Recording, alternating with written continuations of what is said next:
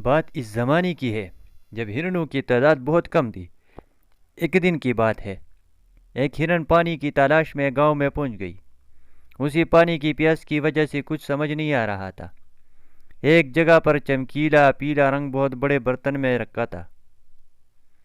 ہرنی اسے پانی سمجھ کر اس میں کود گئی۔ اب وہ پوری طرح سے سونے کی دکھنے لگی۔ تھوڑی دور چل کر اسے ایک نہر دکھائی دی۔ وہ اس کی طرف بڑھی۔ اس نے پانی میں جھانکا تو وہ حیران رہ گئی۔ اس نے دیکھا کہ وہ تو پوری طرح سونے کی دکھنے لگی۔ وہ پانی پی کر جنگل کی طرف دوڑ پڑی۔ وہ سوچ رہی تھی کہ اب سارے جانور میری عزت کرے گی۔ وہ اسی سوچ میں تھی کہ اچانک ایک لکڑہارے کی نظر اس پر پڑی۔ وہ اسے دیکھ کر حیران رہ گیا۔ لکڑہارے نے اس پر جال پھینکا۔ ہرنی سوچ میں تھی، اس لیے آسانی سے جال میں پھنس گئی۔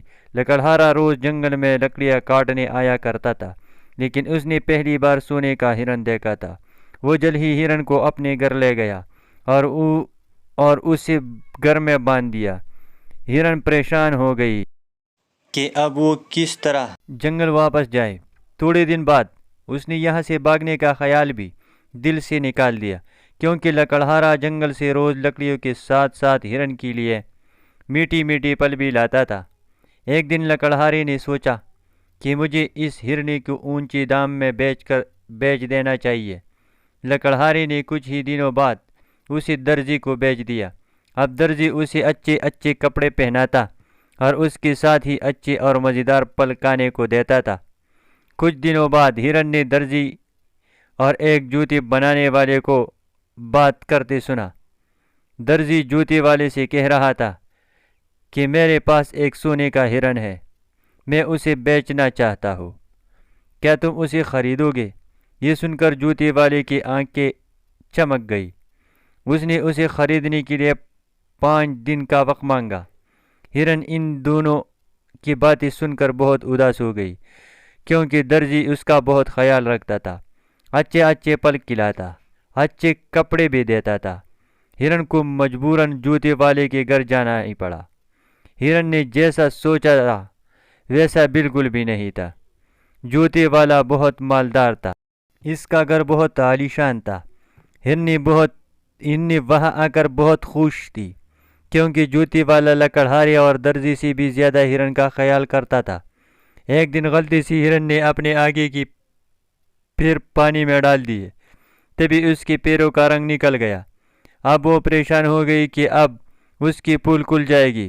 اس کے دماغ میں ایک ترکیب آئی۔ اس نے جوتے والے سے کہا، کیا تم میرے لیے جوتے بنا سکتے ہو؟ جوتے والے نے جلدی ہی اس کے لیے جوتے بنا دیے۔ جوتے دیکھ کر ہرنی بہت خوش ہوئی۔ کچھ دنوں بعد جوتے والے کی بہن اس کے گھر آئی۔ وہ بہت چالاک تھی۔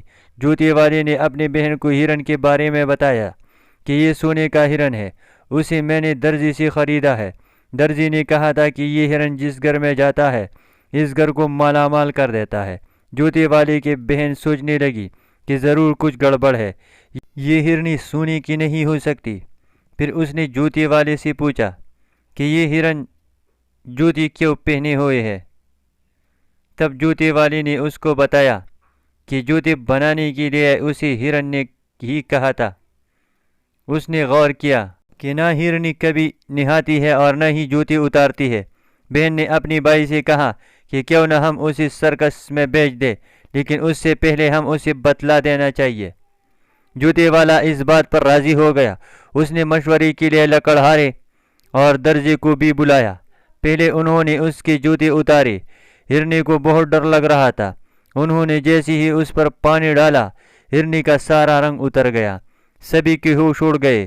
جوتے والے نے بہت غصے سے درزی سے کہا، یہ تم نے ٹھیک نہیں کیا، تم نے میرے ساتھ دھوکہ کیا۔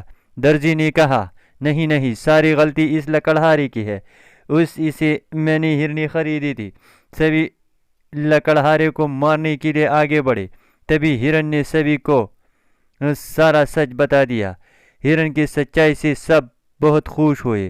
انہوں نے ہرن کو معاف کر دیا اور ہرنی چھلانگیں مارتے ہوئے جنگل کی طرف چلی گئی۔